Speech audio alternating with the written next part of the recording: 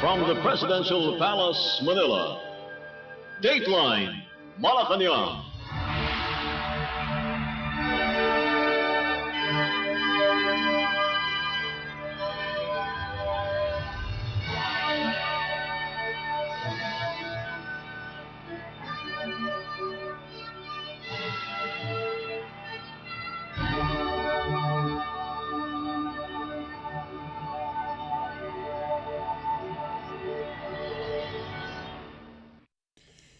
Good day.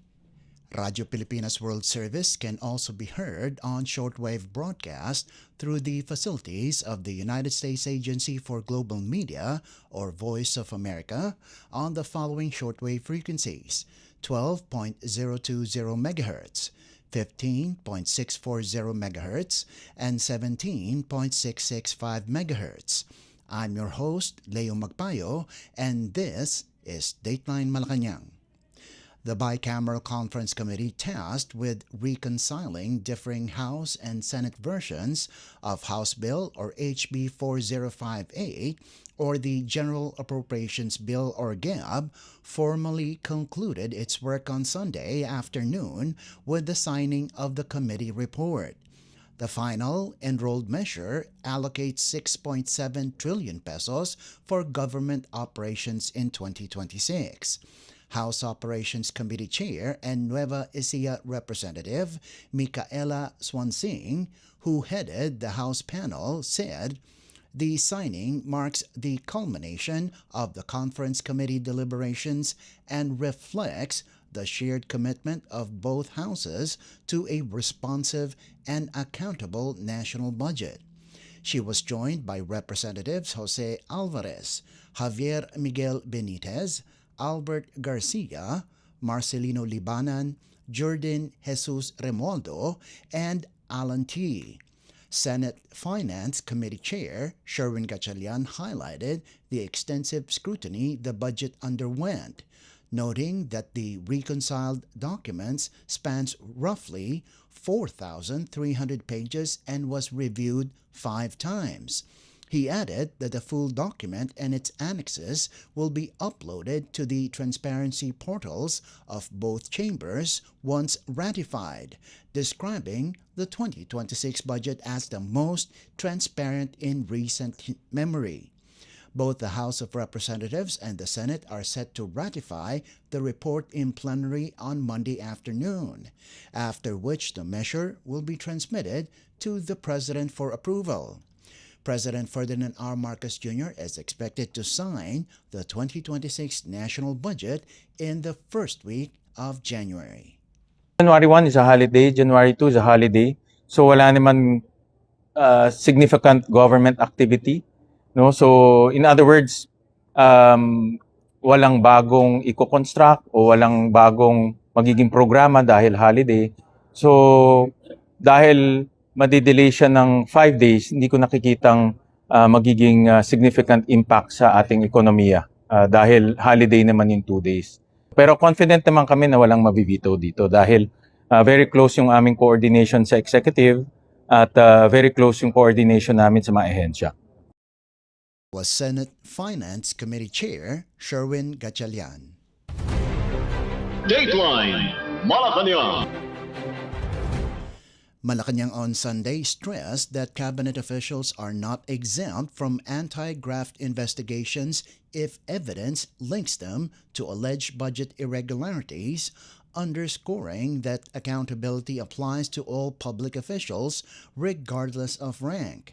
Palace Press Officer and Communications Undersecretary Claire Castro issued a statement following claims that several cabinet members were behind billions of pesos in alleged budget insertions for 2025, accusations earlier raised by Senator Panfilo Lacson based on the so-called Cabral files. Castro said President Ferdinand R. Marcos Jr. has been consistent in his position that anyone proven to be involved in wrongdoing must face consequences. In a message to reporters, Castro said, anyone among the cabinet members who may be involved and for whom there is evidence should continue to be investigated to identify the real culprit. adding that the president will not shield anyone found to be truly involved. She noted, however, that the issue now falls under the jurisdiction of the appropriate investigative bodies, including the Office of the Ombudsman and the Department of Justice or DOJ. Castro also urged individuals claiming to possess evidence to formally submit it to the Independent Commission for Infrastructure or ICI, the Ombudsman, or the DOJ. Lacson earlier alleged that at least 5 cabinet officials had allocables or allocations amounting to billions of pesos in the proposed 2025 national budget. Dateline Malacañang. Meanwhile, Malacañang said the Marcos administration has protected the country's poorest households from rising prices by keeping inflation low and sustaining economic growth throughout 2025.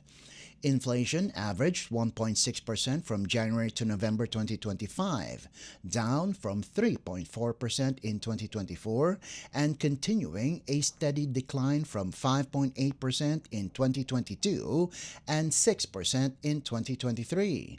Executive Secretary Ralph Recto said, the sharp slowdown reflects decisive government efforts to stabilize prices, secure food supply, and safeguard household purchasing power, especially for rice, which accounts for the largest share of spending among low-income families. Recto explained that the 6% inflation rate means 100 pesos can buy only about 94%, or rather 94 pesos worth of goods and services. But with inflation down to 1.6% in 2025, the same 100 pesos can now buy about 98 pesos and 40 centavos. Rice prices have continued to ease following President Ferdinand R. Marcos Jr.'s directive for the Department of Agriculture to bring prices closer to 20 pesos per kilo, roughly half the average price in 2022. As a result, inflation for the bottom 30% income households dropped to negative 0.2% in November 2025, the 6th straight month of contraction, highlighting the direct impact of price stabilization on vulnerable sectors. The country's low and stable inflation environment was also cited by S&P Global Ratings, which recently reaffirmed the Philippines' BBB+ investment grade rating with a positive outlook, signaling confidence in the government's economic management. Lower prices and a strong labor market are expected to support domestic consumption, while easing inflation gives the Bangko Sentral ng Pilipinas or BSP more room to adjust interest rates to stimulate economic activity. Multilateral institutions remain upbeat. The Asian Development Bank or ADB projects 5% gross domestic product or GDP growth in 2025, while both the World Bank and International Monetary Fund or IMF forecast 5.1%. The Philippines' projected expansion outpaces the 1.6% average growth of advanced economies and the 4.2% average of Association of Southeast Asian Nations or ASEAN 5 this year. By 2026, the IMF expects the Philippines to be the fastest growing economy in ASEAN, tied with Vietnam at 5.6%. Dateline Malacañang. Philippine President Ferdinand R. Marcos Jr. has declared several dates in January of 2026 as special non-working days in 5 municipalities and 3 cities to allow local communities to celebrate founding anniversaries, fiestas, and cultural events. Under Proclamation Number 1109, January 5 is a special non-working day in Tagudin, Ilocos Sur Province in observance of the town's 440th founding anniversary.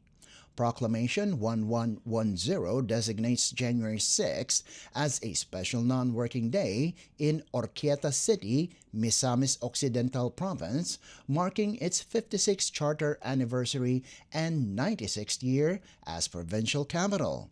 Both proclamations were signed on December 15th.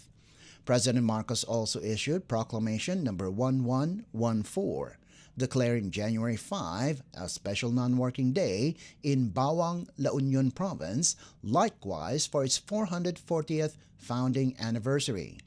In Batangas, January 31st was declared a special non-working day in Lian through Proclamation 1115 in commemoration of its Liberation Day during World War II. Proclamation 1116 sets January 27th as a special non-working day in Tantangan, South Cotabato Province in celebration of its 65th founding anniversary and the 16th Kulitangtang Festival, an annual cultural event named after the Magindanaoan word for a bell or instrument symbolizing community unity and heritage. Through Proclamation 1117, January 16 was also declared a special non-working day in Batangas City to allow residents to join the annual city fiesta. Meanwhile, Coronadal City in South Cotabato Province will observe a special non-working day on January 9th for its 86th founding anniversary and the Hinugyao Festival, which highlights the city's agricultural roots and diverse cultural traditions. Hinugyao means joy or festivity in Hiligaynon. The date was moved from January 10th upon the request of the city government to ensure wider public participation. Proclamation 1119 declares January 21st a special non-working day in Corimao, Ilocos Norte Province in celebration of its founding anniversary. Proclamations 1114 to 1119 were signed on December 16th.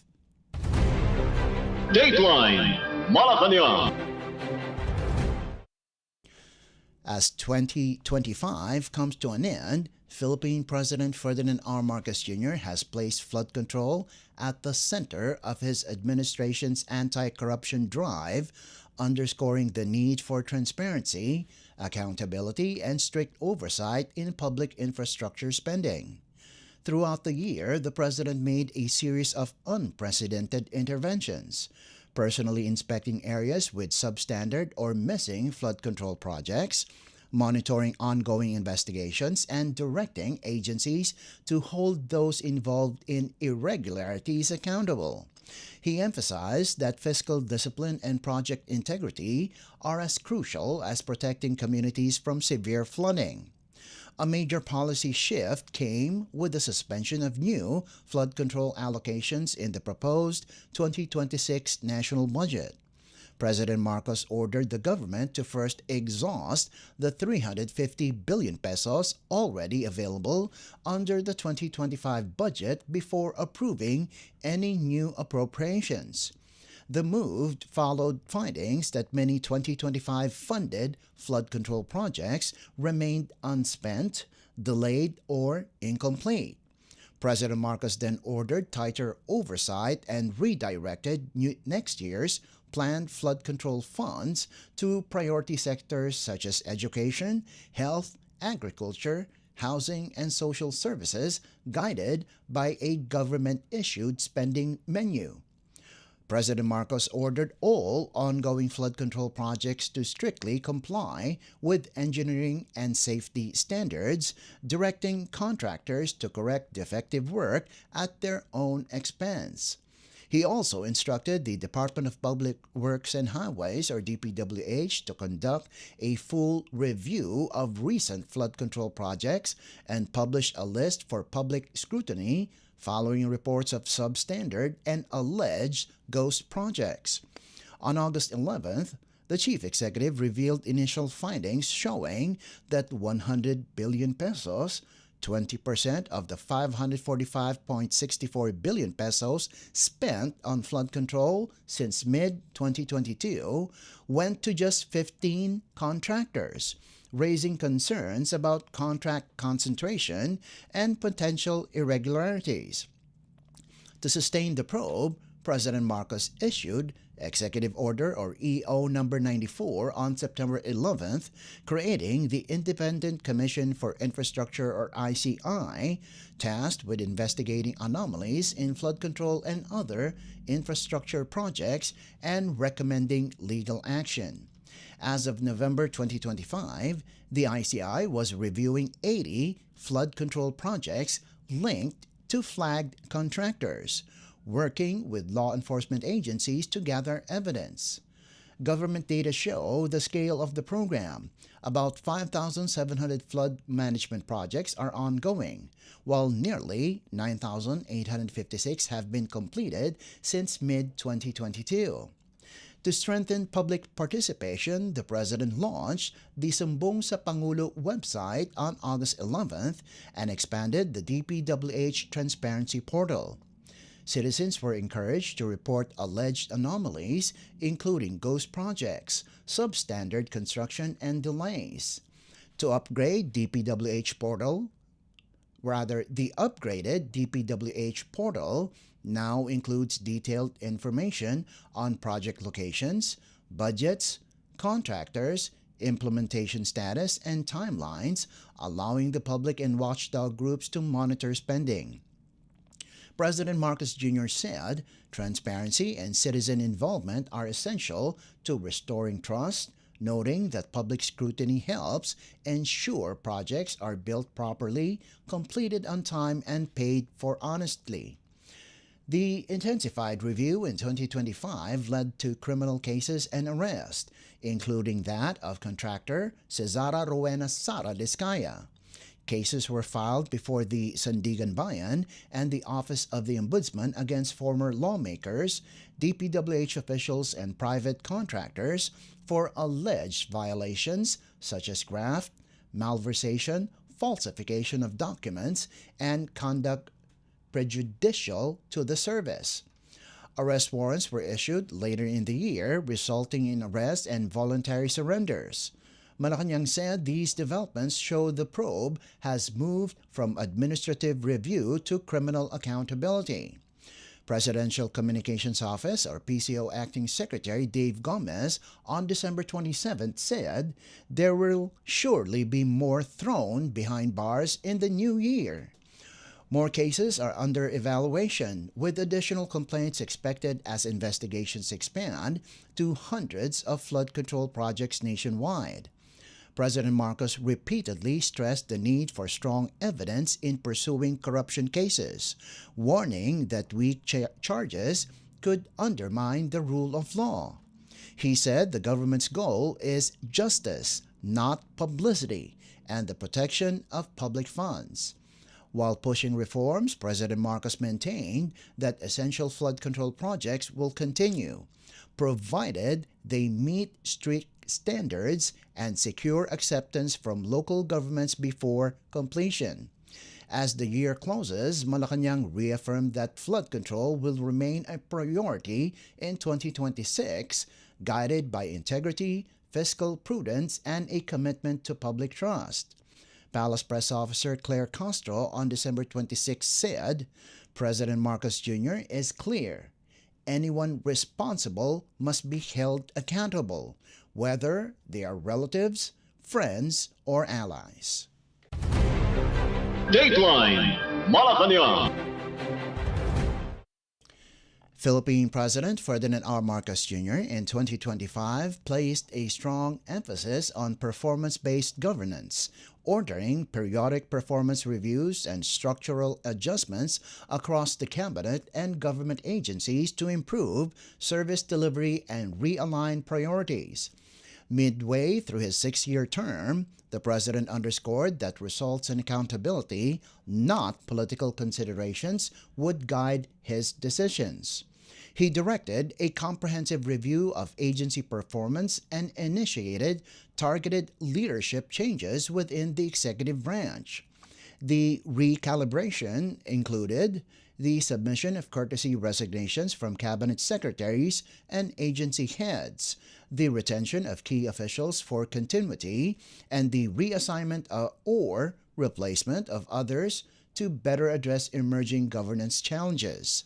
The initiative formed part of broader reforms aimed at strengthening coordination, addressing operational gaps, and accelerating priority programs to ensure alignment with public expectations.